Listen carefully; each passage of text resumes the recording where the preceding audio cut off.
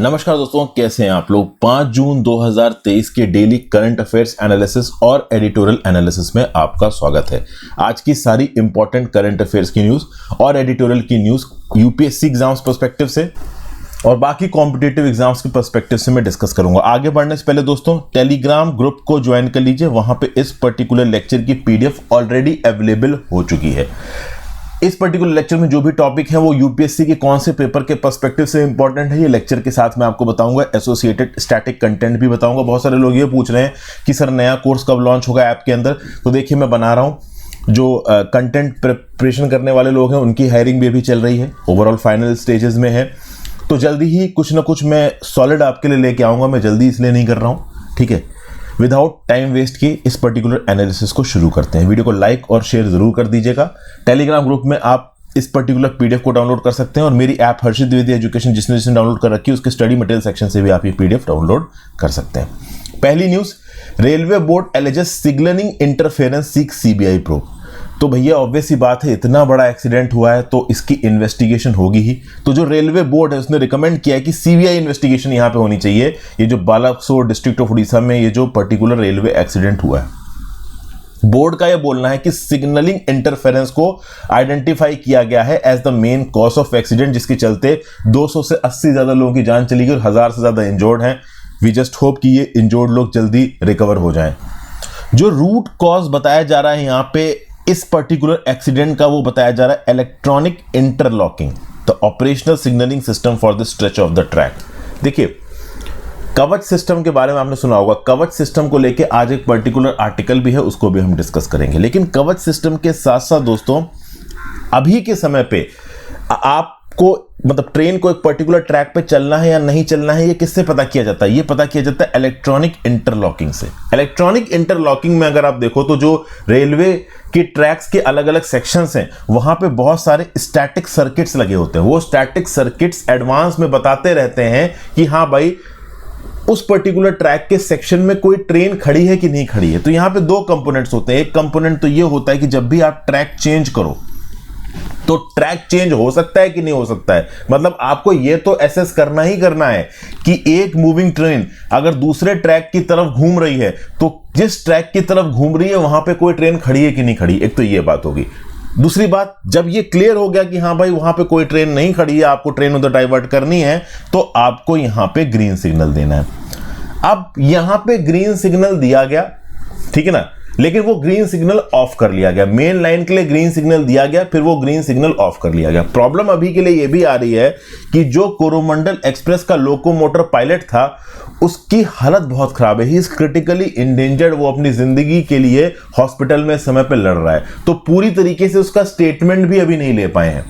तो एग्जैक्टली यहां पे क्या हुआ, इस बात को लेके एक डिटेल्ड इंक्वायरी होनी है। लेकिन अभी के लिए electronic interlocking of operational signalling system में कुछ प्रॉब्लम हुई है। मतलब ओवरऑल ये जो ट्रेन चल रही थी इसने जो मेन लाइन को ना लेके लूप लाइन लिया, जबकि ग्रीन लाइट मेन लाइन पे जाने के लिए आई थी और एकदम से वो ग्रीन लाइट ऑफ हो गई, ऐसा प्रिलिमिनरी रिपोर्ट्स बता रही हैं। तो ये क्यों किया गया? क्या ट्रैक्स पे ट्रेन का होना और जो सिग्नल यहां पे दिया जा रहा था वो क्या सिंक्रोनाइजेशन में नहीं था? और अगर सिंक्रोनाइजेशन में नहीं था मतलब electronic interlocking of the operational signalling system में कुछ प्रॉब्लम आई है। तो इसके लिए एक सीबीआई इंक्वायरी की बात कर रहे हैं। जैसे जैसे समय बीतेगा हमें कुछ और चीजें पता चलेंगी। तो इलेक्ट्रॉनिक इंटरलॉकिंग क्या होती है? It is a type of railway signalling system that uses electronic components to control signals and points. EI systems are designed to prevent train collisions by ensuring that signals are only clear to proceed when the route ahead is clear। ठीक है, तो ये जो interlocking system होता है ये ensure करता है कि जो मूवेबल सेक्शंस हैं ट्रैक के, they allow trains to change direction from one track to another, are properly aligned and locked in a current position before a train passes over them. मतलब ओवरऑल एक track के ऊपर से train निकले, इस बात को इंश्योर किया जाता है कि जिस ट्रैक के ऊपर से वो मूवेबल ट्रेन निकलने वाली है वो ट्रैक खाली पड़ा हो। ये इंश्योर किया जाता है इंस्टॉल्ड सर्किट्स के थ्रू भी, स्टैटिक सर्किट्स के थ्रू, और ये इंश्योर किया जाता है वहां पे जो लाइव मैनुअल लेबर डिप्लॉय कर रखी है सेक्शन ऑफिसर्स की, उनके थ्रू भी। तो इस इलेक्ट्रॉनिक इंटरलॉकिंग को एम्प्लॉय करके पोटेंशियल एक्सीडेंट्स और कॉलिजन्स के रिस्क को अवॉइड किया जाता है। अब सबसे खास बात दोस्तों यहां पे ये बताई जा रही है कि ऐसा कहा जा रहा है कि सैबोटाज की इंस्टेंस को इग्नोर नहीं किया। सैबोटाज क्या होता है? सैबोटाज मतलब बेसिकली आप किसी पर्टिकुलर इंसिडेंट को इंटेंशनली एग्जीक्यूट करवाओ। तो भैया इतना बड़ा आप कह लो एक्सीडेंट किसने इंटेंशनली एग्जीक्यूट किया होगा, इसके ऊपर एक सवाल उठता है। तो सैबोटाज की पॉसिबिलिटीज को रूल आउट अभी के लिए नहीं किया गया। मैनुअल इंटरफेरेंस यहां पे पूरी तरीके से रिस्पॉन्सिबल हो सकता है। यहां पे अथॉरिटीज का बोलना है, रेलवे बोर्ड का बोलना है कि भाई देखिए इस प्रकार की जो स्टैटिक सर्किट्स हैं, जो इलेक्ट्रॉनिक इंटरलॉकिंग वाला सिस्टम है, ये अब तक all over major part of country में इफेक्टिवली एग्जीक्यूट हो रहा है, तो वहां एक्सीडेंट नहीं हो रहा। तो ये जो पर्टिकुलर सिस्टम है, अनटिल एंड अनलेस कोई मैनुअल माल फंक्शन ना हो, ये सिस्टम गलत नहीं जा सकता। तो ये सिस्टम यहां पे कैसे गलत चला गया, इस बात को लेके भी इंक्वायरी की बात यहां पे हो रही। तो काफी कुछ दोस्तों यहां पे होने वाला है। सीनियर रेलवे ऑफिशियल का बोलना है कि इंटरलॉकिंग माल फंक्शन अपने आप में एक बहुत बड़ी चीज है। या तो हो सकता है ये सैबोटाज की वजह से हुआ हो, इंटेंशनली ऐसा किसी ने किया हो, या फिर एक सॉफ्टवेयर या हार्डवेयर माल फंक्शन की वजह से हुआ हो। और अगर सॉफ्टवेयर या हार्डवेयर माल फंक्शन हुआ तो उसको सही समय पे सही क्यों नहीं किया गया, यहां पे सिग्नलिंग और स्विचिंग ऑफ ट्रैक्स के बीच में सिंक्रोनाइजेशन क्यों नहीं था, ये सब बड़ा इंपॉर्टेंट। मतलब ग्रीन लाइट जली और ग्रीन लाइट ऑफ हो गई, ठीक है ना, और वो ग्रीन लाइट कोरोमंडल ट्रेन के पायलट को नहीं दिखी और वो लूप लाइन की तरफ घूम गया, या दिखी, इस बात के लिए कोरोमंडल जो लोको पायलट है वो अभी पूरी तरीके से होश में नहीं है, तो वो अपना बयान नहीं दे पा रहा है। लेट्स सी यहां पे आगे क्या होता है। ठीक है, इमरजेंसी हेल्पलाइन नंबर 139 अभी के लिए एक्टिवेटेड है। आप इस पे कॉल करके अपने लव्ड वंस के बारे में अगर जानना चाहें तो जा सकते हैं। यह पर्टिकुलर टॉपिक बहुत ज्यादा इंपॉर्टेंट हो जाता है आपके लिए जीएस पेपर 4 के पर्सपेक्टिव से। दोस्तों अगर जीएस पेपर 4 में आप जाते हो public civil service values and ethics in public administration में, तो वहां पे accountability and ethical governance, accountability बहुत ज्यादा जरूरी होती है, और ये अकाउंटेबिलिटी कहीं ना कहीं यहां पे इग्नोर हुई है। At the same point of time दोस्तों जीएस पेपर 2 के अंदर भी important aspects of governance, transparency and accountability, वहां पे भी ये पर्टिकुलर न्यूज आपके लिए इंपॉर्टेंट होती है। तो ये न्यूज़ अपने आप में बहुत बड़ी है, अपने आप में एक दिल दुखाने वाली न्यूज़ है।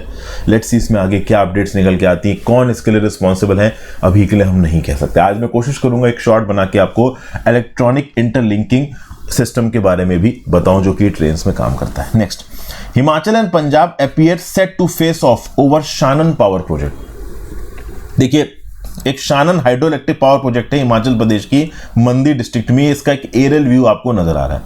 अब पंजाब और हिमाचल प्रदेश इन राज्यों के बीच में एक बहस सी छिड़ती नजर आ रही है। जो 99 साल की लीज थी इस पर्टिकुलर पावर प्रोजेक्ट की, जो कि ब्रिटिश समय पे बना था, 110 मेगावाट का Shanan hydro electric power project, जो कि जोगिंदर नगर मंडी डिस्ट्रिक्ट हिमाचल प्रदेश में, इस बात को लेके इशू हो रहा है। देखो ये पर्टिकुलर प्रोजेक्ट आता है हिमाचल प्रदेश स्टेट की बाउंड्रीज के अंदर, लेकिन इस पर्टिकुलर प्रोजेक्ट का कंट्रोल है पंजाब के पास। अब हिमाचल प्रदेश ये बोल रहा है कि चूंकि मार्च 2024 में इस प्रोजेक्ट की 99 साल की लीज खत्म हो रही है, तो इस 99 साल की लीज खत्म होने के बाद हम पंजाब को इसका कंट्रोल नहीं देंगे, हिमाचल प्रदेश के पास इस पर्टिकुलर प्रोजेक्ट का कंट्रोल आ जाएगा।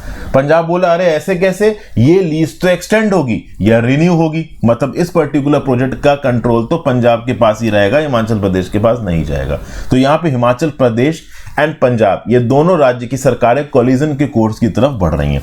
हिमाचल प्रदेश चाहता है कि शानन प्रोजेक्ट उनको हैंडओवर किया जाए, पंजाब चाहता है कि नहीं भाई ये प्रोजेक्ट तो हमारा है, इससे एसोसिएटेड प्रॉफिट्स हमारे हैं, ये हमारे पास रहेगा। रिसेंटली हिमाचल प्रदेश के चीफ मिनिस्टर सुखविंदर सिंह सुक्खू साहब ने चिट्ठी लिखी पंजाब के चीफ मिनिस्टर को, बोला 99 साल की लीज खत्म होने वाली है, उसके बाद ये पर्टिकुलर प्रोजेक्ट हमारे पास आ जाएगा। ये लीज खत्म होगी 2 मार्च 2024 को।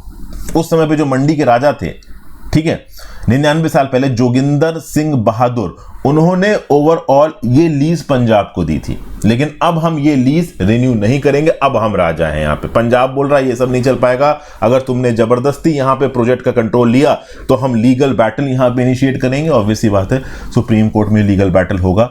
अभी कुछ दिन पहले अगर आप देखो तो union power minister R K. Singh साहब से भी मिले जाके हिमाचल प्रदेश के चीफ मिनिस्टर, और उन्होंने बोला कि इस प्रोजेक्ट के हैंडओवर को आप मतलब हिमाचल प्रदेश को इंश्योर करिए। 110 मेगावाट का ये पावर प्रोजेक्ट है, इसको एनविसेज किया गया था कॉलोनियल बातिया के द्वारा, जो कि उस समय पे चीफ इंजीनियर थे गवर्नमेंट ऑफ पंजाब के 1922 में। जो पहला स्टेज था 48 मेगावाट का इस प्रोजेक्ट का, वो 1932 में कमीशन किया था।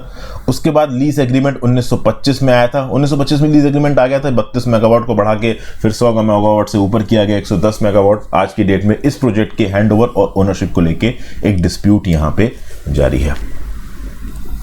अब आप बोलोगे कि सर कौन से जीएस पेपर के पर्सपेक्टिव से ये टॉपिक इंपॉर्टेंट है, तो जीएस पेपर 2 के अंदर दोस्तों functions and responsibilities of the union and states, issues and challenges pertaining to federal structure, devolution of power. और फेडरल स्ट्रक्चर की बात आती है तब ज्यादातर ये बोला जाता है केंद्र की सरकार वर्सेस राज्य की सरकार, बट फेडरल स्ट्रक्चर में राज्य की सरकार वर्सेस राज्य की सरकार के डिस्प्यूट भी आते हैं। तो चूंकि यहां पे डिस्प्यूट हिमाचल प्रदेश की सरकार और पंजाब के बीच में है, तो डेफिनेटली जीएस पेपर 2 के पर्सपेक्टिव से ये पर्टिकुलर टॉपिक आपके लिए इंपॉर्टेंट हो सकता है। फिर वाटर डिस्ट्रीब्यूशन, ये सारे इश्यूज भी यहां पे आ जाते हैं, फाइनेंसेस। ठीक है, आगे चलते हैं। As AI check starts, artificial intelligence check starts. No fine for second pillion rider under age 12 in Kerala. देखिए यहां पे आपको समझना पड़ेगा, 1 महीने लंबा ट्रायल चला है केरला के अंदर, और Kerala artificial intelligence basis cameras पे, पावर्ड कैमरास पे, जो सर्वेलेंस कैमरा है इनके बेसिस पे अब राउंड द क्लॉक टैब रखेगा on traffic violation in urban and rural states. तो राज्य की सड़कों पे, केरला की राज्य की सड़कों पे जो भी ट्रैफिक वायलेशन हो रहे हैं उनको कैमरे में कैप्चर किया जाएगा। ये कैमरा सर्विलांस करेगा, प्रॉपर फोटोज निकालेगा, ये फोटोज अथॉरिटी के पास पहुंचेंगे और अथॉरिटीज ओवरऑल इन फोटो को प्रोड्यूस करके शो कॉज नोटिस और चालान वगैरह इशू करेगा। ठीक है भाई, तो ये जो बेसिकली टेक्नोलॉजी इंप्लीमेंट की जा रही है ये आर्टिफिशियल इंटेलिजेंस एम्पावर्ड कैमरास के बेसिस पे की जा रही है। इसके रिस्पेक्ट में देखिए तो ये जो ऑटोमेटेड ऑफेंस डिटेक्शन सिस्टम है ये इमेजेस कैप्चर करेगा लॉ ब्रेकर्स की और कंट्रोल रूम्स को अलर्ट करेगा जो कि 14 डिस्ट्रिक्ट्स में सेटअप किए गए हैं। ये कंट्रोल रूम्स इमेजेस के आधार पर लीगल नोटिसेस भेजेंगे, चालान आपके अकाउंट में आ जाएगा कि 500 या 1500 या 2000 जितने का भी चालान है। ठीक है, ट्रांसपोर्ट मिनिस्टर जो है केरला के एंटोनी रोजू, उन्होंने मीडिया पर्सन्स को बताया कि जो कंट्रोल रूम सेटअप किए हैं वो एक दिन में 25,000 चालान या नोटिसेस को भेज सकते हैं। ठीक है ना। अब ये नोटिसेस किस चीज के लिए होंगे? अगर आप बिना हेलमेट की गाड़ी चला रहे हो तो, अगर आप बिना सीट बेल्ट के कार चला रहे हो तो, अगर आप मोबाइल फोन को इस्तेमाल कर रहे हो ड्राइव करते वक्त, अगर आप रेड सिग्नल को जंप कर रहे हो, अगर मोटरसाइकिल पे 3 लोग बैठे हैं, ओवर स्पीडिंग कर रहे हैं, इलीगल और डेंजरस पार्किंग कर रहे हैं। अब यहां पे 12 साल तक के बच्चे को सेकंड पिलियन राइडर बनाने की परमिशन देने की बात कर रहा है केरला। अब बेसिकली यहां पे हमको एक सेंट्रल मोटर व्हीकल एक्ट के बारे में थोड़ी बात होगी।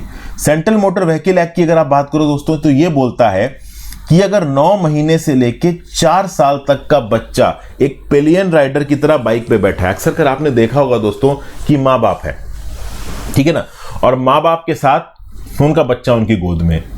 तो अब कभी कभी क्या होता है कि अगर एक्सीडेंट हुआ मोटरसाइकिल का, देखिए क्या है मोटरसाइकिल पे ज्यादा जगह होती नहीं, माँ बाप है, अब माँ बाप में कोई अगर एक थोड़ा सा मोटा है तो वैसे ही मोटरसाइकिल पे कम जगह है, उस पर आपने अपने बच्चे को बैठा लिया, तो अगर एक्सीडेंट हुआ तो बच्चे को चोट लगने के काफी चांसेस बनते हैं। तो ये जो मोटर व्हीकल एक्ट है इसके सेक्शन 138 क्लॉज 7 को अमेंड किया गया और बोला गया कि अगर कोई बच्चा 9 महीने से 4 साल के बीच का है तो पेरेंट्स के साथ उसको मोटरसाइकिल पे बैठाया जा सकता है, बशर्ते इस बच्चे का साथ एक सेफ्टी हार्नेस लगा हो, ये पूरी तरीके से माँ बाप के साथ जुड़ा हुआ हो। और ऐसे केसेस में जो मोटरसाइकिल है वो 40 किलोमीटर प्रति आवर से ज्यादा की स्पीड पे नहीं चल सकती। लेकिन अगर बच्चा 4 साल से ज्यादा का है तो वो यहां पे पिलियन राइडर नहीं बन सकता माँ बाप के साथ।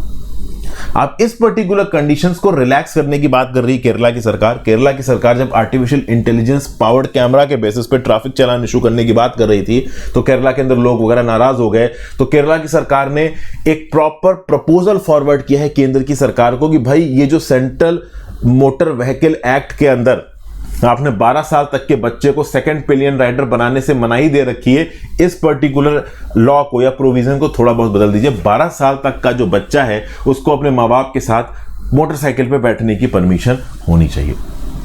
जब केंद्र की सरकार इसके ऊपर क्या स्टेप लेगी वो भाई आगे आने वाले समय में पता चलेगा। फिर इस नए नियम कानूनों में वीआईपी को ज्यादा कंसीडरेशन नहीं दिया जाएगा केरला के अंदर, ठीक है ना। केवल वो व्हीकल्स जो कि इमरजेंसी कैटेगरी में, फॉर एग्जांपल कोई पुलिस वाला है अपनी ड्यूटी अटेंड करने जा रहा है, या फिर कोई एम्बुलेंस है कि भाई किसी की तबीयत बहुत खराब है हॉस्पिटल तक लेके उसको पहुंचाना है, जान माल की बात है, तो उस केसेस में ही एग्जेम्पशन दिया जाएगा व्हीकल्स को, ज्यादा वीआईपीज को यहाँ पे एग्जेम्पशन नहीं दिया जाएगा। ठीक है भाई, आगे devotees not wearing right clothes prohibited from entering Uttarakhand temple. अब ये न्यूज उतनी ज्यादा इंपॉर्टेंट नहीं है, लेकिन हाँ देखिए जब बात आती है धर्म की, सोसाइटी में फ्रीडम की और धर्म की, फ्रीडम वर्सेस रिलीजन ऑब्वियसली बात है आपके ऊपर थोड़ी बहुत रिस्ट्रिक्शंस डालता है। अब उस पर्टिकुलर डिबेट में आप इस पर्टिकुलर न्यूज को कंसीडर कर सकते हो। देखिए ऐसा नहीं है दोस्तों धर्म के नाम पे डेवलप्ड कंट्रीज में या फिर कह लीजिए डेवलपिंग कंट्रीज में रिस्ट्रिक्शंस एग्जिस्ट नहीं कर सकते। अगर आप किसी बड़ी मतलब कंपैरेटिवली डेवलप्ड कंट्री में जाओगे या डेवलपिंग कंट्री में जाओगे, जैसे यूरोप के भी आप किसी मॉस्क में जाते हो, या फिर अगर आप टर्की के अंदर ही जो इस्तांबुल में हैगिया सोफिया मॉस्क है जो कि काफी बड़ा मॉस्क है, उसको पहले वो चर्च था उसको बाद में मॉस्क बना दिया, उसमें जाते हो तो वहां पे भी जो लेडीज है ना उनको सर ढक के जाना है, आप शॉर्ट्स नहीं पहन सकते, फुल मतलब कपड़े पहनने हैं। तो इस प्रकार के रिलीजियस प्लेसेस में धार्मिक भावनाओं को ध्यान में रखते हुए कपड़ों के ऊपर हल्की फुल्की रिस्ट्रिक्शन लगाई जा सकती है। और ऐसी ही रिस्ट्रिक्शंस 3 टेंपल में लगाई गई हैं, उत्तराखंड के हरिद्वार, ऋषिकेश और देहरादून में। कौन कौन से टेंपल हैं? तो भैया ये टेंपल हैं आपके दक्ष प्रजापति मंदिर हरिद्वार, फिर टपकेश्वर महादेव मंदिर देहरादून और नीलकंठ महादेव मंदिर ऋषिकेश। यहां पे ये बोला गया है कि वो मेन और वुमेन जो कि इन टेंपल्स के अंदर एंट्री कर रहे हैं उनकी बॉडी कम से कम 80% कवर होनी चाहिए। मतलब आप बहुत ज्यादा क्या ना इनफॉर्मल क्लैडेड कपड़ों को पहन के सिंपली अपने आप को ड्रेस करके इन टेंपल्स के अंदर एंट्री नहीं कर सकते।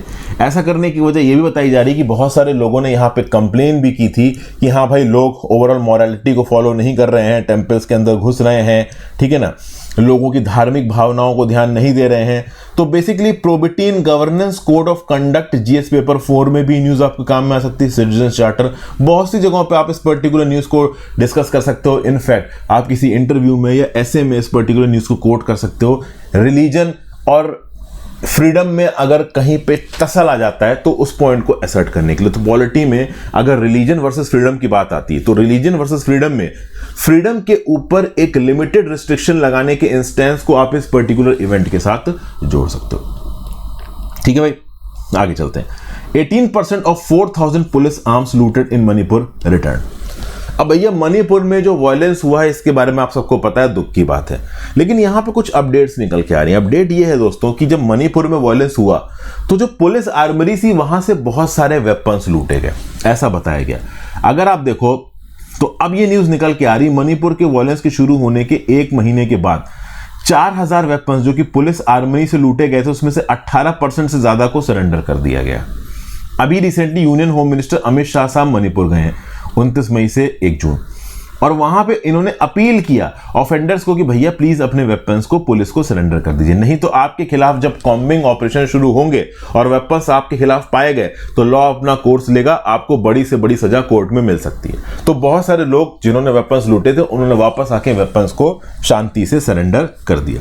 जो वेपन्स के लूटने का फेज थे वो 2 थे। एक तो जब 3 मई को वायलेंस शुरू हुआ तब 1600 वेपन्स को लूटा गया, ठीक है, और 27 से 28 मई मिस्टर अमित शाह की विजिट से पहले 2557 वेपन्स को यहां पे लूटा गया। बेसिकली वेपन्स को उन आर्मरीज से लूटा गया है, उन आर्मरी में भी उसी पर्टिकुलर कम्युनिटी के लोग पोस्टेड थे जिन कम्युनिटी के लोगों ने यहां पे वेपन्स को लूटा, और बड़े ही सोफिस्टिकेटेड वेपन्स लूटे गए हैं, assault rifle, grenade, mortar bombs. तो ऑब्वियस ही बात है यहां पे जो सरकार है वो इस बात को भी ध्यान रखेगी कि कम्युनिटी पुलिसिंग यहां पे बहुत इंपॉर्टेंट हो जाती है। जब ये वेपन्स लूटे जा रहे थे पुलिस आर्मरीज से तब उसी कम्युनिटी के लोग उस पर्टिकुलर स्टेशन में स्टेशन थे, तो क्या उस पर्टिकुलर कम्युनिटी के लोग अपने ही कम्युनिटी को वेपन लूटने से रोकेंगे या असिस्ट करेंगे, ये भी यहां पे एक बड़ा सवाल बनता है।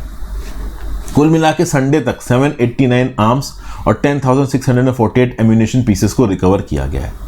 मिस्टर शाह की अपील पे 202 आर्म्स, 252 एम्यूनेशन पीसेस और 92 बॉम्ब्स को और यहां पे रिकवर किया गया। तो बेसिकली अगर आप देखो तो चीजें थोड़ी शांत होती नजर आ रही हैं। 35 को अलग रखा गया है, फिर कुकी ग्रुप्स के साथ भी एक सस्पेंशन ऑफ ऑपरेशन यहां पे सरकार के द्वारा साइन किया गया है। वैली में 35 को रिस्ट्रिक्ट किया गया, हिल एरियाज में कुकी और जो कम्युनिटी के लोगों को रिस्ट्रिक्ट कर दिया गया, एक बफर जोन बनाया गया है, और यहां पे हमारी सेंट्रल आर्म्ड पुलिस फोर्सेस लगातार पेट्रोलिंग कर रही हैं। आसाम राइफल्स भी यहां पे डिप्लॉयड है कि कुछ गड़बड़ी ना हो जाए। इंडियन आर्मी की भी कुछ यूनिट्स यहां पे डिप्लॉयड है।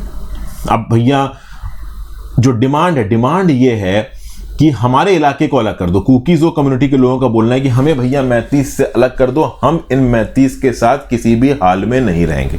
अब इस पर्टिकुलर डिमांड को किस हद तक सरकार मानेगी ये आगे आने वाले समय में क्लैरिटी आएगी, ठीक है। फिर refugee influx into Mizoram raises security issue in the state. अब ये जो पर्टिकुलर टॉपिक है आपका, ये आपके काम आएगा इंटरनल सिक्योरिटी के रिस्पेक्ट में। अगर आप जाते हो जीएस पेपर 3 में, तो जीएस पेपर 3 में सिक्योरिटी वाला हेड है। सिक्योरिटी हेड के अंदर चैलेंजेस टू इंटरनल सिक्योरिटी, तो चैलेंजेस टू इंटरनल सिक्योरिटी में भी पर्टिकुलर न्यूज आपको काम आएगी। कैसे आएगी इंटरनल सिक्योरिटी न्यूज आपको काम?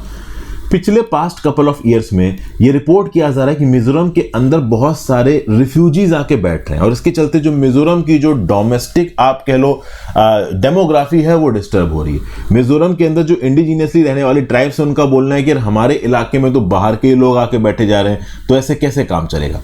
अब समझने की कोशिश करते हैं कि ये क्या बोल रहे हैं। इनके पास जो इन्फ्लक्स हो रहा है रिफ्यूजीज का कहां से हो रहा है, एक तो म्यांमार से हो रहा है, दूसरा बांग्लादेश से हो रहा है, तीसरा भी मणिपुर से हुआ है। मणिपुर से भी बड़ा रिफ्लक्स हुआ है। जब मणिपुर के अंदर वायलेंस फैला तो बड़े तादाद में लोग जाके नेबरिंग मिजोरम में बैठ गए। अब म्यांमार से यहां पे कितने लोग आके बैठे हैं, तो राज्य की सरकार का बोलना है कि जब म्यांमार में कूप हुआ उसके बाद से 40,000 लोगों ने म्यांमार से मिजोरम के अंदर एंट्री मारी। हालांकि उसमें से 8,000 से 10,000 लोग वापस जा चुके हैं, लेकिन अभी भी 30,000 लोग म्यांमार के आके मिजोरम के अंदर बैठे हुए हैं। और इसमें से बहुत सारे जो म्यांमार के लोग हैं वो बॉर्डर एरिया से निकल के इंटरनल एरियाज में घुस गए हैं और इंटरनल एरियाज में अपने रिफ्यूजी आइडेंटिटी कार्ड्स के बेसिस पे नौकरी वगैरह ढूंढ रहे हैं। कुछ लोग अपने रिलेटिव्स के साथ रह रहे हैं, कुछ लोग ओवरऑल इंडियन मेनलैंड में आके काम ढूंढने लग गए। तो मतलब बड़ी तादाद में म्यांमार के लोग म्यांमार छोड़ के आके मिजोरम में आए और फिर मिजोरम के अंदर या तो नौकरियां ढूंढ रहे हैं, अपने रिलेटिव्स के साथ रह रहे हैं, या फिर इंडियन मेनलैंड में आ रहे हैं। मतलब ओवरऑल ये जो म्यांमार से इन्फ्लक्स हुआ है रिफ्यूजीज का, ये रिफ्यूजीज का इन्फ्लक्स जो डोमेस्टिक कल्चरल डेमोग्राफी है मिजोरम की उसको अफेक्ट कर रहा है। एक तो यहां पर ये बोला जा रहा है। दूसरा, बांग्लादेश से आने वाला जो क्वांटम है वो भी कहीं ना कहीं प्रॉब्लमैटिक है। वैसे देखा जाए तो 900 ऐसे लोग हैं जो बांग्लादेश से आए हैं। ऑफिशियल्स का ये बोलना है कि जो बांग्लादेश से लोग आ रहे हैं ना, they have a potential for smuggling of narcotics and weapons. तो ये बांग्लादेश बॉर्डर से जो लोग एंट्री मार रहे हैं मिजोरम के अंदर, वो कहीं ना कहीं नारकोटिक्स की स्मगलिंग को प्रमोट कर रहे हैं, वेपन्स की स्मगलिंग को प्रमोट कर रहे हैं। और ये नारकोटिक्स की स्मगलिंग केवल बांग्लादेश बॉर्डर से नहीं हो रही है, ये म्यांमार बॉर्डर से भी हो रही है। 3 आसाम राइफल्स की बटालियन को डिप्लॉय किया गया है border guarding duty India Myanmar border पे। वो सिचुएशन को मॉनिटर जरूर कर रहे हैं, बट इंडिया म्यांमार बॉर्डर से भी नारकोटिक्स की स्मगलिंग हो रही है। नारकोटिक्स सीज किए गए हैं लगभग 603.43 करोड़ के इंडिया म्यांमार बॉर्डर से, ठीक है ना। 2022 में 355 करोड़ के नारकोटिक्स सीज किए गए थे। इस साल 603.43 करोड़ के नारकोटिक्स ऑलरेडी सीज किए जा चुके हैं। जो म्यांमार है, बॉर्डर इलाके हैं म्यांमार के, उनके हालात थोड़े गड़बड़ हैं, थोड़े इनस्टेबल हैं। चिन, कचिन, करेन, करेनी और मोन स्टेट्स में म्यांमार की आर्मी ने कर्फ्यू लगा रखा है, ठीक है ना, इमरजेंसी इंपोज कर रखी है। वैसे तो इंडियन म्यांमार बॉर्डर के पास सिचुएशन थोड़ी स्टेबल है, बट म्यांमार में जो लोग आर्मी से भाग रहे हैं उनके लिए एक नेचुरल जगह क्या बनती है, इंडिया बनता है। और साउथ मिजोरम हेवीली फॉरेस्टेड इलाका है, तो साउथ मिजोरम से नॉर्थ मिजोरम में जाने के लिए डेंस जंगल्स को क्रॉस करना पड़ता है बिना लोकल मदद से, और बिना इन जंगलों को जाने आप जंगल क्रॉस नहीं कर सकते। तो लोकल लेवल पे म्यांमार से आने वाले लोगों को कोई ना कोई हेल्प कर रहा है। और चूंकि इन जंगलों में आर्म्ड फोर्सेस की ज्यादा पेट्रोलिंग है नहीं, तो नारकोटिक्स की स्मगलिंग के चांसेस और ज्यादा बढ़ जाते हैं। तो कहीं ना कहीं मिजोरम की इंटरनल सिक्योरिटी को संभालने के लिए बांग्लादेश से भी स्मगलिंग हो रही है और इन्फिल्ट्रेशन हो रहा है रिफ्यूजीज का, म्यांमार से भी हो रहा है, और अब ये मणिपुर वाला इशू। तो कहीं ना कहीं मिजोरम के अंदर जो लोग हैं वो नाराज हैं, वो गुस्सा हैं कि बाहर से बड़ी तादाद में लोग आके उनके एरिया में सेटल हो रहे हैं, ठीक है। फिर बात करते हैं कवच सिस्टम की। Okay, automatic train protection system, इसको बनाया गया research design and standard organisation के द्वारा। अब इस कवच सिस्टम के अंदर क्या बोला जा रहा है, 288 पैसेंजर्स की मौत हो गई। घासली ट्रेन एक्सीडेंट 2 जून, बहन Ganga railway station, Balasore district of Orissa. ये भाई आपको पता है। अब इसके आगे अगर आप देखो, कवच की बात की जा रही है। एक indigenously developed automatic train protection system है। इसको रिसर्च डिजाइन और स्टैंडर्ड ऑर्गेनाइजेशन द्वारा बनाया गया है इंडियन इंडस्ट्री के साथ मिलकर। तो जैसे ही एक्सीडेंट हुआ सबने ये बोला कि भाई ये तो भारत सरकार ने कवच सिस्टम बनाया था, क्या ये कवच सिस्टम काम नहीं कर रहा था, इतना बड़ा एक्सीडेंट आखिरकार हो कैसे गया। इन सब चीजों के ऊपर यहाँ पे क्वेश्चन उठाए गए। वैसे देखा जाए तो कवच सिस्टम के जो ट्रायल्स हैं वो फैसिलिटेट किए गए थे साउथ सेंट्रल रेलवे के द्वारा। कवच एक state of the art electronic system है जहां पे सेफ्टी इंटीग्रिटी लेवल 4 के स्टैंडर्ड्स को फॉलो किया जाता है। तो बेसिकली ओवरऑल ट्रेन्स जो एक ट्रैक पर से गुजर रही हैं, अगर ओवरऑल कॉलिजन का चांस है तो यहां पे कवच सिस्टम रेड मार्क को डिप्लॉय करेगा। ये इमरजेंसी बेसिस पे ट्रेन के ब्रेकिंग सिस्टम को एक्टिवेट कर देगा, ठीक है ना। अगर ड्राइवर यहां पे ट्रेन के डायरेक्शन को या स्पीड को कंट्रोल नहीं कर पाता है तो ये सिस्टम यहां पे एक्टिवेट होके कैसे ना कैसे करके स्पीड को कंट्रोल कर देगा। तो ये भाई आपका कवच सिस्टम है। कवच सिस्टम में और क्या है इसमें, एक और एडेड फीचर है, centralised live monitoring of the train movements through the network monitoring system. कवच अपने आप में एक बहुत चीप SIL4 टेक्नोलॉजी वाला सिस्टम है। 10,000 सालों में एक ये गलती कर सकता है, प्रोबेबिलिटी इसकी गलती की इतनी कम है, ठीक है ना। रेलवे सिस्टम्स में कवच कैसे काम करता है, तो जो ट्रैफिक कॉलिजन अवॉइडेंस सिस्टम है, ये इक्विपमेंट्स की मदद लेता है जो लोकोमोटिव है और जो ट्रांसमिशन टावर स्टेशंस पे लगे हुए हैं, इनमें RFID टैग्स लगे हुए हैं। तो जो लोकोमोटिव मूव कर रहा है उसके अंदर एक RFID टैग है, वो जैसे जैसे स्टेशन से क्रॉस करेगा उसकी जो लोकेशन है वो मॉनिटर होती जाएगी। सोचो एक लोकोमोटिव है, ये मूव कर रहा है, एक स्टेशन से निकला, स्टेशन पे RFID स्कैनर लगा हुआ है, इस ट्रेन के ऊपर RFID लगा हुआ है, तो ट्रैक हो गई कि ये पर्टिकुलर ट्रेन निकल चुकी है। तो ये पर्टिकुलर ट्रेन इस पर्टिकुलर स्ट्रेच में है, इन दो स्टेशन के बीच में ये आइडेंटिफाई हो जाएगा, ठीक है भाई। इस आइडेंटिफिकेशन के बेसिस पे ये पता होगा कि हाँ भाई वो पर्टिकुलर ट्रेन कौन से ट्रैक पे है, ठीक है ना। और उस ट्रैक की आइडेंटिफिकेशन को ऑनलाइन बेसिस पे आर्टिफिशियल इंटेलिजेंस की मदद से रियल टाइम में ट्रैक किया जाएगा कि हाँ भाई इस पर्टिकुलर ट्रैक में ये ट्रेन चल रही है, इस पर्टिकुलर ट्रैक में ये ट्रेन चल रही है, इस परमिसिबल स्पीच पे चल रही है। अगर कोई रेड सिग्नल यहां पे जंप होता है तो तुरंत एक अलर्ट यहां पे रिलीज होगा और ये अलर्ट ऑटोमेटिक बेसिस पे ट्रेन के ब्रेक को मार देगा, अप्लाई कर देगा। अगर किसी एक ट्रैक पे दो ट्रेन नजर आ रही, चाहे वो हेड ऑन कोलिजन की तरफ बढ़ रही हो, चाहे वो एक ही डायरेक्शन में मूव कर रही हो, ये सब बातें यहां पे बताई गई हैं।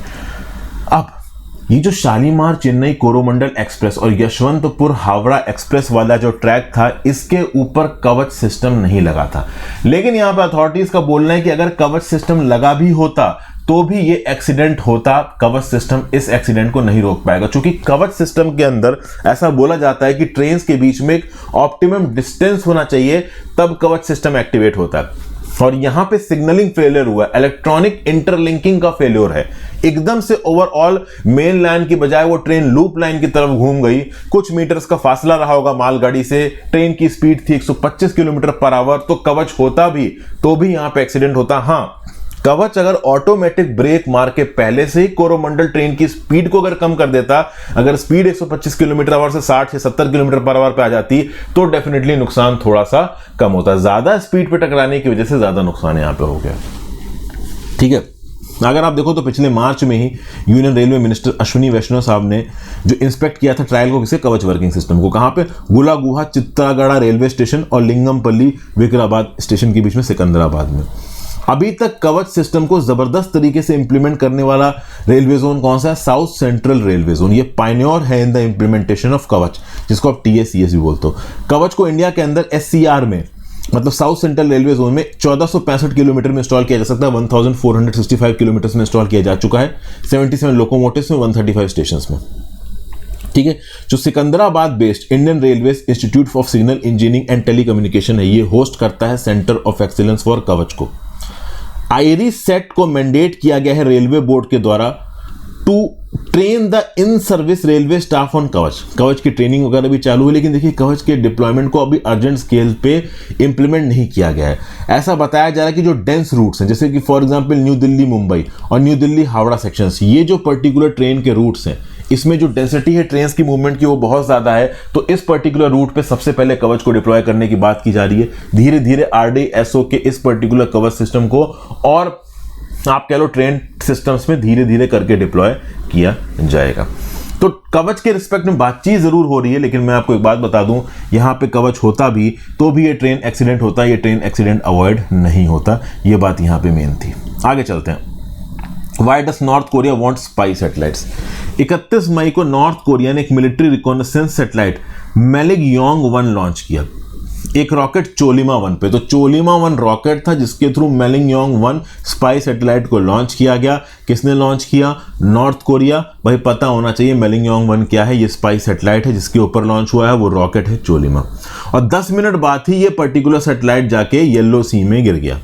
येलो सी के चारों तरफ कौन कौन सी कंट्रीज आती हैं, नीचे कमेंट बॉक्स में बताइए। मैंने येलो सी की मैं आपको जानबूझ के यहां पे नहीं डाला ताकि थोड़ी बहुत एटलस बेस्ड एक्सरसाइज आप भी करो, ठीक है ना। अब कोरियन सेंट्रल न्यूज एजेंसी का यह बोलना है कि इस पर्टिकुलर फेलियर की वजह क्या थी? Instability in the rockets engine and fuel system. Okay, इस पर्टिकुलर लॉन्च के चलते अगल बगल के कोरिया और जापान में वार्निंग और इमरजेंसी अलर्ट लागू हो गए। यूएस, जापान और साउथ कोरिया ने स्ट्रॉन्ग कंडेमनेशन किया है इस पर्टिकुलर लॉन्च का।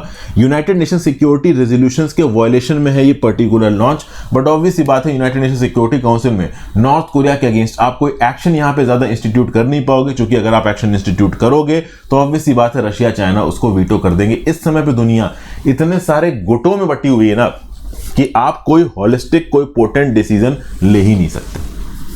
नॉर्थ कोरिया की बात करो तो नॉर्थ कोरिया पिछले एक डेकेड में एक एक्टिव स्पेस प्रोग्राम चला रहा है जो कि इसके मिसाइल प्रोग्राम के साथ रिलेटेड है। सैटेलाइट लॉन्च व्हीकल की बात की जाए तो ये वही कोर टेक्नोलॉजी इस्तेमाल करते हैं जो कि लॉन्ग रेंज मिसाइल्स इस्तेमाल करती हैं। लॉन्ग रेंज मिसाइल्स वॉरहेड्स को डिलीवर करती हैं जो कि कैपेबल हैं ऑफ डिस्ट्रॉइंग इंटरकॉन्टिनेंटल टारगेट्स। तो इंटरकॉन्टिनेंटल बैलिस्टिक मिसाइल्स में जो टेक्नोलॉजी इस्तेमाल होती है वही भाई स्पेस में स्पाई सैटेलाइट को डिप्लॉय करने की रॉकेट में इस्तेमाल हो रही है। अब 1998 से साउथ कोरिया ने अपना एक्सपेरिमेंट शुरू किया। सबसे पहली बार उन्होंने अपने सैटेलाइट को 2012 में सक्सेसफुली ऑर्बिट किया 3 फेल्ड अटेम्प्ट्स के बाद। जो लॉन्च व्हीकल था वो था उन्हा 3 जो कि टैपेडोंग 2 नाम के एक ICBM इंटरकॉन्टिनेंटल बैलिस्टिक मिसाइल की कॉपी था। तो ये जो उन्हा टाइप लॉन्च व्हीकल था इसको 2016 के प्योंगयांग अर्थ ऑब्जर्वेशन सैटेलाइट के लॉन्च में भी इस्तेमाल किया गया। ये जो पर्टिकुलर स्पाई सैटेलाइट 31 मई को नॉर्थ कोरिया द्वारा भेजी गई, ये छठा सैटेलाइट लॉन्च था प्योंगयांग का। चोलिमा 1 रॉकेट के थ्रू भेजी गई है, ठीक है ना। इसका जो इंजन है it is quite similar to North Korea's dual nozzle liquid fuel machine used in Hwasong 15 ICBM। तो नॉर्थ कोरिया लगातार कोशिश कर रहा है, इनको फर्क नहीं पड़ता कि ये फेल हो रहे हैं अपने एक्सपेरिमेंट में या सक्सेसफुल हो रहे हैं। ज्यादातर ये फेल हुए, इनका फेलियर रेट ज्यादा है, लेकिन उसके बावजूद भी ये लॉन्च कर देते हैं, ये डरते नहीं है। समझ गए भाई बात को। अब खास बात दोस्तों यहाँ पे ये है कि ऐसी क्या जरूरत पड़ गई यहाँ पे नॉर्थ कोरिया को इस पर्टिकुलर मेलिंगयोंग 1 को लॉन्च करने की चोलिमा 1 पे।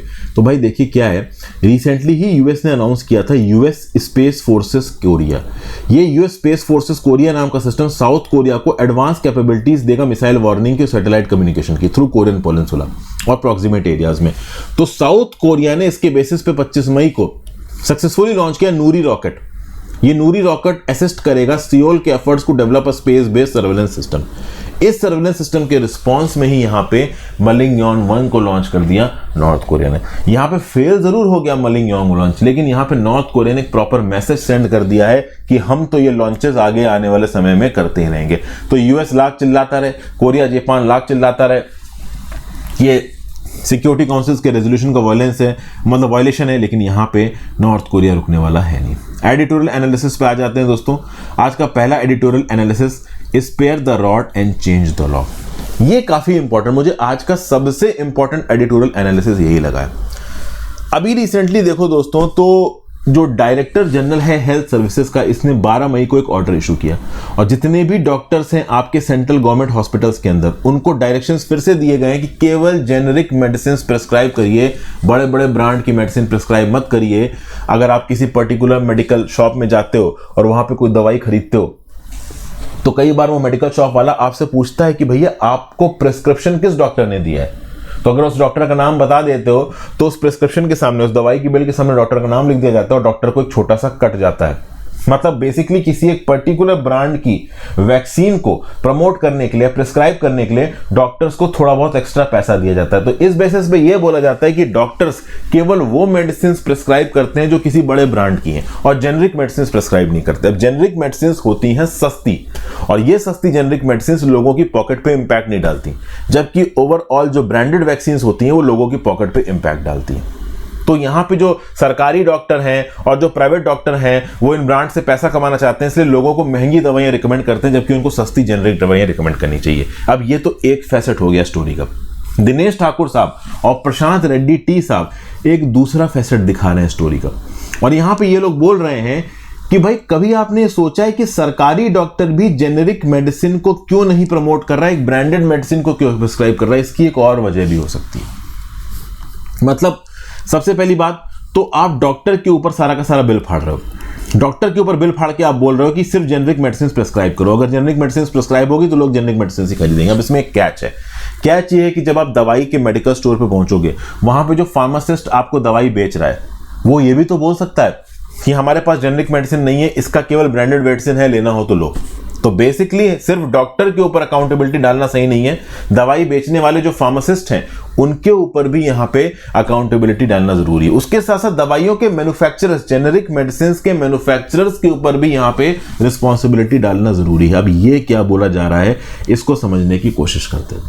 समझिए, डॉक्टर्स को यहां पे थ्रेटन कर रहा है डीजीटीएस, सॉरी आपका DGHS, director general of health services. ये director general of health services भले डॉक्टर को धमका रहा है, बट पूरी तरीके से यहां पे डॉक्टर को धमकाना सही नहीं है। क्यों सही नहीं है? क्योंकि डॉक्टर्स के एक पॉइंट को यहां पे इग्नोर किया जा रहा है, और वो पॉइंट क्या है? वो पॉइंट है बायो इक्विवेलेंसी। ठीक है ना? अब इसका क्या मतलब? इसका मतलब ये है कि आपने एक स्टैंडर्ड ब्रांडेड दवाई खाई और उसका जेनरिक वर्जन खाया, तो क्या दोनों एक दूसरे के साथ बायो इक्विवेलेंट है? अब आप बोलोगे सर ये क्या लॉजिक? बायो इक्विवेलेंस को बायो अवेलेबिलिटी के साथ भी रेट किया जाता है। आपने एक दवाई खाई, वो दवाई आपके शरीर के अंदर जाएगी और आपके ब्लड स्ट्रीम में, खून में घुल जाएगी। ठीक है ना? खून में घुलने के बाद वो वही थेरेपेटिक इफेक्ट पैदा करेगी, इस बात को इंश्योर करना जरूरी है। मान लो ब्रांडेड रैनबैक्सी ब्रांड की एक दवाई है, वो मार्केट में 100 रुपए की बिक रही है और उसका जेनरिक वर्जन केवल 1 रुपए का बिक रहा है। तो ये जो रैनबैक्सी नाम की दवाई जब आप खाओगे, वो आपके शरीर के अंदर जाके खून में घुलेगी, और जब ये जेनरिक दवाई खाओगे, ये आपके शरीर के अंदर जाके जब खून में घुलेगी, तो जेनेरिक दवाइयों में मैन्युफैक्चरर्स कभी कभी अलग बाइंडर्स, कोटिंग और पंचिंग मशीन को इस्तेमाल करते हैं, जिसके चलते उस दवाई की खून में घुलने की जो एबिलिटी है वो डायरेक्टली अफेक्ट होती है। तो क्या dissolution profile of generic drug को प्रॉपर तरीके से स्टडी किया गया है when compared to innovator drug? जवाब है ऑथर के हिसाब से यहां पे ना। ठीक है, इंडिया ने बायो इक्विवेलेंस की टेस्टिंग को 2017 में मैंडेटरी किया है, जबकि अगर आप यूएस की बात करो तो यूएस में बायो इक्विवेलेंस की टेस्टिंग 1977 में मैंडेटरी हो गई। तो आज की डेट में यूएस के अंदर जेनेरिक ड्रग्स लेने में लोगों को परेशानी नहीं है, लेकिन यूएस वाला कंसेप्ट इंडिया के अंदर एप्लीकेबल नहीं होता है, क्योंकि बायो इक्विवेलेंस की मैंडेटरी टेस्टिंग करना यूएस के अंदर रिक्वायर्ड कर दिया गया था 1977 में, लेकिन इंडिया के अंदर इसके ऊपर नियम कानून लेके आया गया 2017 में। और 2017 से पहले ऐसी बहुत सी दवाइयां हैं जिनकी बायो इक्विवेलेंस की टेस्टिंग अभी हुई नहीं है। तो इसका मतलब क्या बनता है? इसका मतलब सिंपल ये बनता है कि बायो इक्विवेलेंस सारी दवाइयों की टेस्टिंग में हुआ ही नहीं है इंडिया के अंदर। तो ये जो आप कह लो कि जो ड्रग टेक्निकल एडवाइजरी बोर्ड का रिकमेंडेशन है that existing generic drugs approved prior to 2017 also be tested for bio equivalence was ignored by the government. मतलब ड्रग टेक्निकली एडवाइजरी बोर्ड ने यह भी बोला था कि 2017 से पहले जो ड्रग्स अप्रूव हुए हैं जेनेरिक ड्रग्स, उनकी भी बायो इक्विवेलेंस की टेस्टिंग करिए, ये देखिए कि क्या वो ब्रांडेड इनोवेटेड ड्रग के इक्विवेलेंट ह्यूमन शरीर में एब्जॉर्ब हो रहे हैं। लेकिन ये बायो इक्विवेलेंस की टेस्टिंग नहीं हुई है। तो जब बायो इक्विवेलेंस की टेस्टिंग प्रॉपर तरीके से नहीं हुई है तो सरकार सीधे सीधे डॉक्टर्स के ऊपर इल्जाम नहीं लगा सकती है। डॉक्टर्स को भी ये इंश्योर कराना जरूरी है कि ये particular generic drug innovated drug के इक्विवेलेंट है या नहीं है when it comes to availability in a human body. तो बायो इक्विवेलेंस की टेस्टिंग के बेसिस पे यहां पे क्वेश्चन किया जा रहा है। उसके साथ साथ यहां पे एक और प्रॉब्लम उठाई जा रही है और वो है आपकी स्टेबिलिटी टेस्टिंग। स्टेबिलिटी टेस्टिंग क्या होती है भाई? देखिए, एक पर्टिकुलर दवाई को आपने बनाया, उसके बाद उसकी सप्लाई करी, और सप्लाई चेन में डिफरिंग कंडीशंस होती हैं हीट और ह्यूमिडिटी की। अब कोई एक पर्टिकुलर ड्रग अगर बहुत ज्यादा अनस्टेबल है तो वो हीट और ह्यूमिडिटी में डिकम्पोज होने लगेगी, और अगर वो डिकम्पोज होगी तो उसकी एफिशिएंसी कम होगी। कभी कभी जो टैबलेट्स होती हैं वो बिल्कुल पाउडर में क्रम्बल हो जाती हैं, अगर उनको पैकेट से आप बाहर भर निकाल लो, वो विजिबली डिस्कलर्ड हो जाएंगी अगर वो एटमॉस्फेयर के टच में आ जाती हैं। तो क्या आप मैंडेटरी स्टेबिलिटी टेस्टिंग कर रहे हो एक पर्टिकुलर दवाई की? खासकर इन जेनेरिक दवाइयों की क्या स्टेबिलिटी टेस्टिंग हुई है? स्टेबिलिटी टेस्टिंग को इंडिया के अंदर मैंडेटरी किया गया 2018 में। और खास बात यह है दोस्तों, 2018 से पहले जो जेनेरिक ड्रग्स अप्रूव हुई हैं उनकी स्टेबिलिटी टेस्टिंग मैंडेटरी नहीं की गई है। तो एक तो बायो इक्विवेलेंस टेस्टिंग जिसमें आप बायो अवेलेबिलिटी को कंपेयर करते हो, दूसरा स्टेबिलिटी टेस्टिंग, इन दोनों के नॉर्म्स को इंडिया के अंदर बहुत ढीला रखा गया और उसके चलते जो डॉक्टर कम्युनिटी है इंडिया के अंदर उसका पूरी तरीके से कॉन्फिडेंस शायद जेनेरिक ड्रग्स में नहीं आ पाया।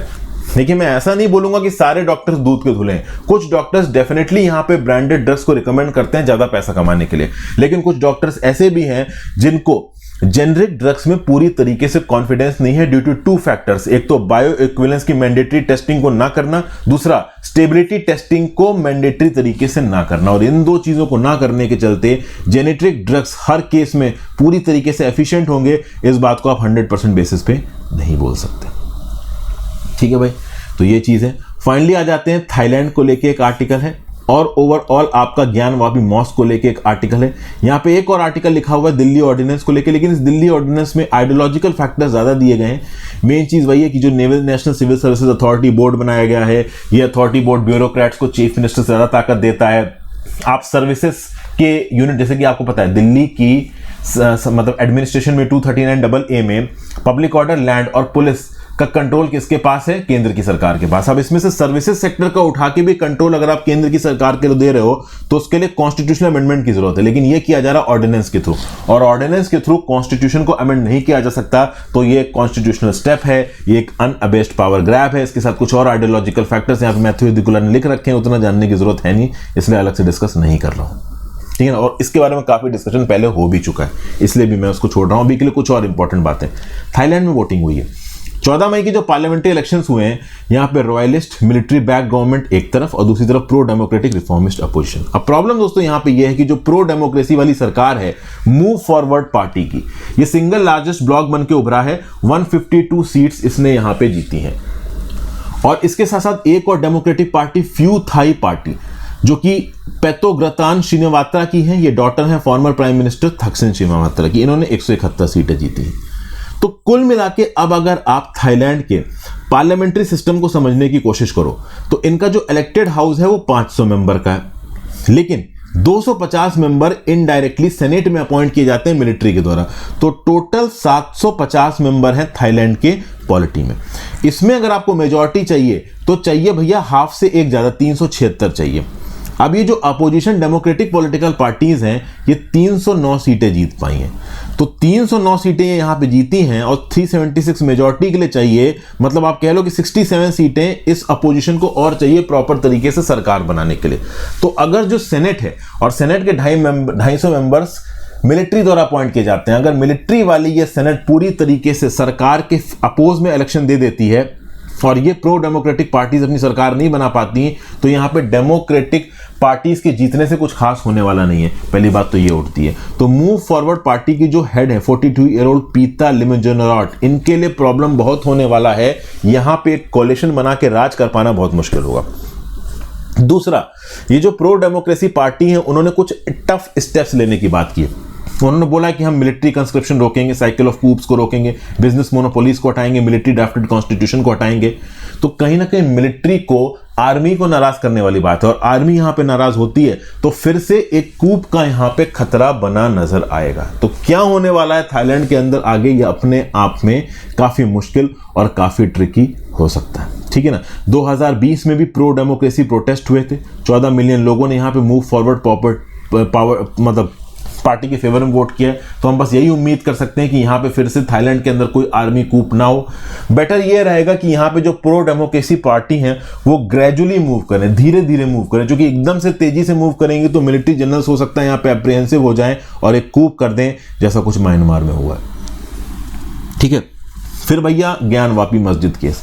ज्ञानवापी मस्जिद केस में 5 वुमेन ने सूट फाइल किया है कि हिंदी डीटीज की पूजा करने दी जाए ज्ञानवापी मॉस्क के अंदर वाराणसी में।